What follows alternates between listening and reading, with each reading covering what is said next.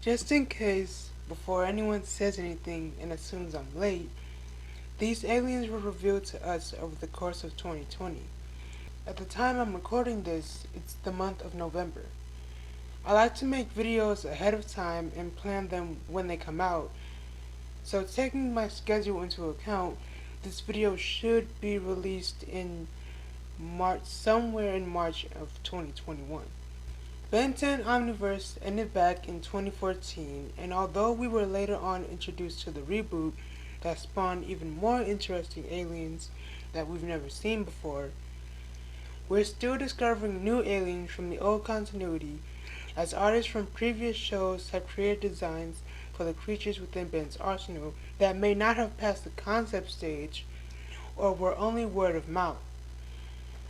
So without further ado, I present Beyond the Omniverse, or Ben 10 Aliens You Probably Never Heard of, or maybe you have Part 2.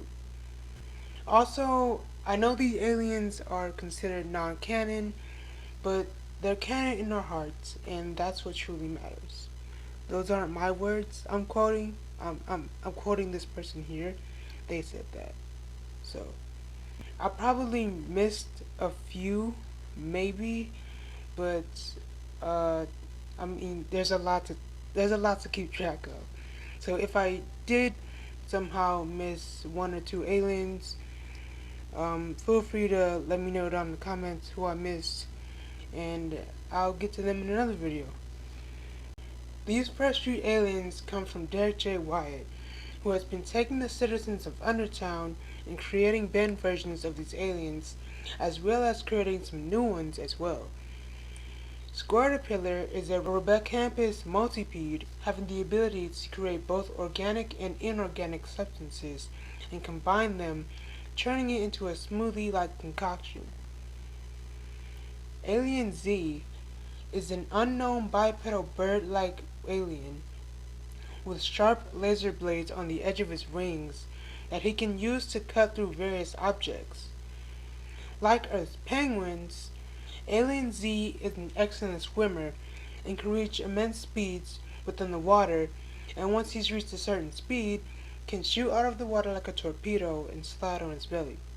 Snark Tank is certainly one of the most interesting of these aliens, and also the most Derrick J. Wyatt of these aliens.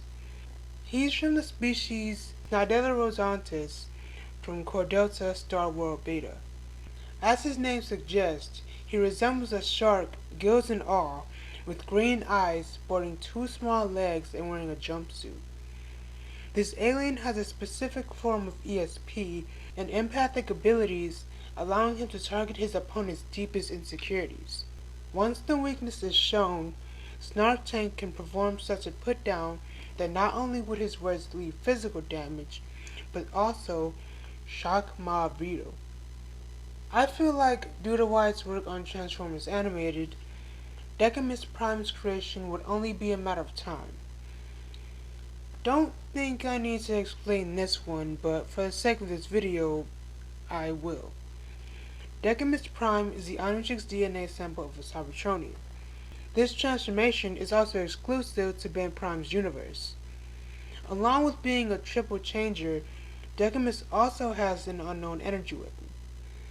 Along with creating Omniverse versions of Jet Ray, Spitter, Anti-Gravitesla, Portaler, and Chameleon, Derrick also informed us on aliens within the Omnitrix that we knew Ben had access to or would have access to, such as Decagon Rito. I put Trunkman here, but that's the version of Ben 23's DNA sample of whatever species Trumbibular is. But, I mean, considering that Ben 23 has that transformation, you could also assume that Ben Prime has that transformation. We just don't know the name. I don't know why I put Trunkman there. Snorky Pine, a member of Argent species, former Boring Gene / Mathman / Dr. Boring Farmer, the Omnitrix DNA sample of a Ravana gander. Wyatt couldn't he couldn't figure out a name for that one. But, those are the working titles. Alas Elk, the Omnitrix DNA sample of a Kraho, and Archfiend the Zombietrix DNA sample of a Phantopage. This alien is Zombietrix exclusive, but why not add him to the list too? I mean, I somehow got Trunkman in there, so. While making this video, I found some more statement aliens from Derrick, which include Crop Duster, the Sledge, Pixel Loaf, Dropsies, Splatterator, Tranquinstein, and Hippopotamus, a concept thought up by Matt Wayne during the Omniverse era. We would only have fan creations on what these aliens would possibly look like until Thomas Perkins would illustrate his version of the character Hippopotamus, which is basically the closest thing we have to an official design. Wearing the Omnitrix symbol on his collar, Hippopotamus, as his name implies, is a blue-skinned humanoid hippo-like alien with the ability of pycnokinesis, allowing him to shift the density of himself as well as other objects. Shellhead, Snake Pit, and Sandbox were finally revealed to us thanks to Thomas Perkins, who drew his own version of some concept aliens in the show. Sometime after the events of Omniverse, Ben unlocked his Shellhead transformation. This roly-poly pill-bug-like alien has the ability to retract his head and limbs, which allows him to turn into a ball, has an invulnerable exoskeleton, and is a super burrower, being able to turn through the earth at great speeds. Now, about Shellhead, there was a good, I want to say, half who were thrown off or disappointed that he didn't look like a turtle, which is understandable since Ken did describe this alien as... Dad, most of those dudes are so feeble. I mean, Shellhead's just a big turtle whose only power is to hide in his shell. But another good reason is that since Ben already had a turtle alien in the form of Terraspin, Perkins thought there was no need for two. Other people also stated, why not just name Terraspin Shellhead? Well, it's a bit too late for that. I really like Shellhead's design, and I think out of all the ones Perkins has done recently, this one's gotta be my favorite. Also, who's to say that in this alternate timeline, Ben didn't just give his version of Terraspin the name Shellhead? So it turns out, Snake Pit isn't just a member of Serpent's race after all. At least not this version. This Snake Pit is the bulbous-eyed 7-foot-tall bipedal hydra with a torso made out of a coral-like substance. With the lightning laser they shoot from their eyes, once the blast hits a target, the victim is temporarily petrified. Sandbox is just as his name describes him as. Standing about 6 feet tall, having a blobby form, big green eyes with multiple smaller ones, being able to contain himself within the objects he emerges from, which is a green box with tubes and various circuitry on it. Sandbox's abilities consist of Samokinesis, the ability to control sand. He can create sandstorms and is also able to shapeshift.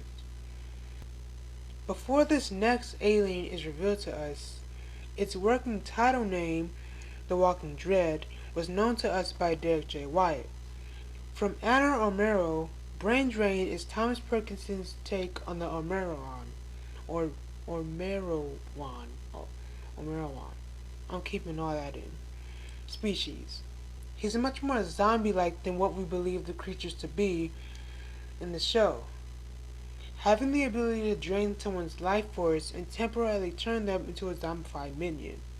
Pterosaur, being a black pterodactyl-like alien with 7 red eyes and black pupils, is one of the more out there creations in my opinion. Up there with Wildmutt and Eye Guy, Pterosaur is one of the more alien-esque creatures. This alien is not only able to fly, but induce terrifying psychic hallucinations.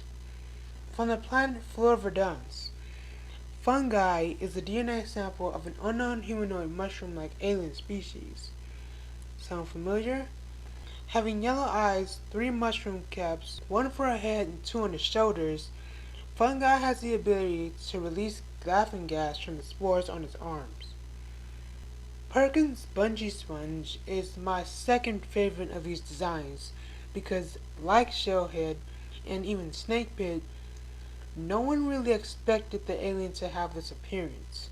He's a humanoid sponge with 7 digits on each one of his 4 arms, having the ability of elasticity and can absorb fluids as well as use his arms to swing around. Bungee Sponge was unlocked after the events of Destroy All Aliens, but then locked again before being accessible once more after Ben 10,000's return. Another favorite comes in the form of the orange bipedal raptor-like creature with tentacles bursting from his face, known as Transmutor. Perkins believed this alien would probably have the ability to control chemicals, being able to convert one element into another. At the point that I'm writing this script, or reading this script, it's a bit late and Perkins revealed yet another alien, so this could just go on forever and this video might never be released. But back to that alien I was talking about. Just like Transmuter, this alien known as Warp is based off of the sewer aliens Max and Phil fight within the flashback in the original series episode Truth. He's able to create portals within space and time.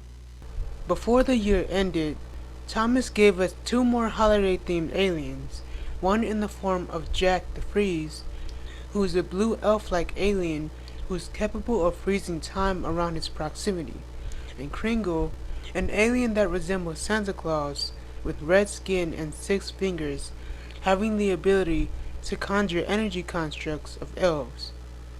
Here's a few more before I end the video.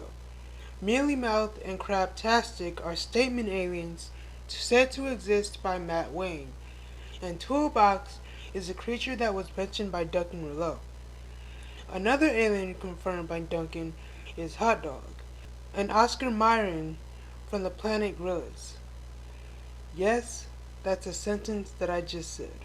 Now, when asked, Duncan Rouleau said that there are no plans to introduce these aliens into the reboot at the moment, but there is a possibility in the future. Most likely the series that continues after the last season of the reboot. I think it's amazing that concept aliens are still on their mind, and I love to see Snakepit in the next chapter of the Ben 10 franchise, whatever and whenever that is. But who I really wish to see is Spitter.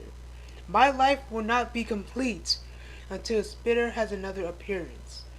A proper appearance. And that was Ben 10 Aliens You Probably Never Heard Of, or maybe you have, Part 2, also known as Aliens Beyond the Omniverse. Honestly, I'm kinda stuck between those 2 names. Not really sure what the title of this video will be, but yeah. As always, thank you all for watching, and I'll see you on the flip side. Sorry. I don't know what that was. That's not my usual sign off. That just, it felt wrong. I'll see you when I see you. Thank you.